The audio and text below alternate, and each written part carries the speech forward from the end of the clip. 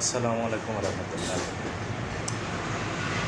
আমার সবচাইতে বড় গর্বের বিষয় হচ্ছে, প্রথমত আমি একজন মুসলিম, আর দ্বিতীয়ত আমি একজন বাংলাদেশি।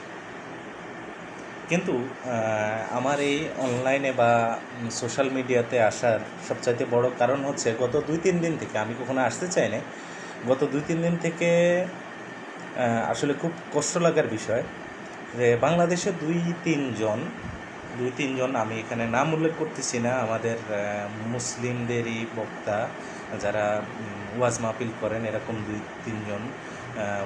আমি তো দুজনেরটা দেখছি, মাস্কবি দেখছি, দুজনেরটা দেখছি, যারা বলতেছেন যে ইরানের পক্ষ হওয়া ঠিক হবে না, ইরানের পক্ষ নেওয়া ঠিক হবে না। কারণ কি? কারণ হচ্ছে ইরান হচ্ছে শিয়া। এখন আমার প্রশ্ন হচ্ছে, ওই বক্তারা ইসলাম সম্বন্ধে খুব অভিজ্ঞ, খুব জ্ঞানী, অন্ততপক্ষে আমাদের মতো সাধারণ যারা আছেন, সাধারণ মানুষ যারা আছেন তাদের চাইতে একটু বেশি জানেন, বা তারা কোরআন হাদিস নিয়ে রিসার্চ করেন। তো এই মানুষগুলা কিভাবে সম্ভব হয়েছে ভাই? কিভাবে সম্ভব হয়েছে ভাই যে আপনি যেই আকিদার হন না কেন, যদিও কোরআন হাদিসে এমন কোনো জায়গায় উল্লেখ নাই আমার জানা মতে, যে কোরআন হাদিসে, আপনাদের কারো যদি জানা থাকে তাহলে বলতে পারেন, কোরআন হাদিসে এমন কোনো জায়গায় উল্লেখ নাই যে সুন্নি থাকবে আলাদা করে, শিয়া থাকবে আলাদা করে, মুসলিম জাতির মধ্যে এরকম ভেদাভেদ থাকবে, এরকম কোনো জায়গায় উল্লেখ নাই।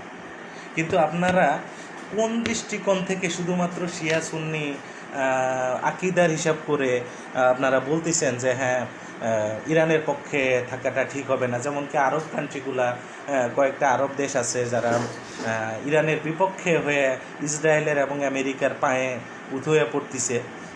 আমার কথাটা বলতে খুব খারাপ লাগতেছে, তারপরেও বলতে হচ্ছে যে তারা মুসলিম হয়ে, লজ্জাজনক বিষয় যে তারা মুসলিম হয়ে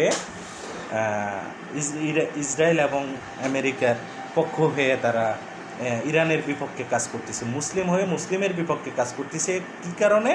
শুধুমাত্র এই কারণে যে তারা অন্য আকিদার লোক।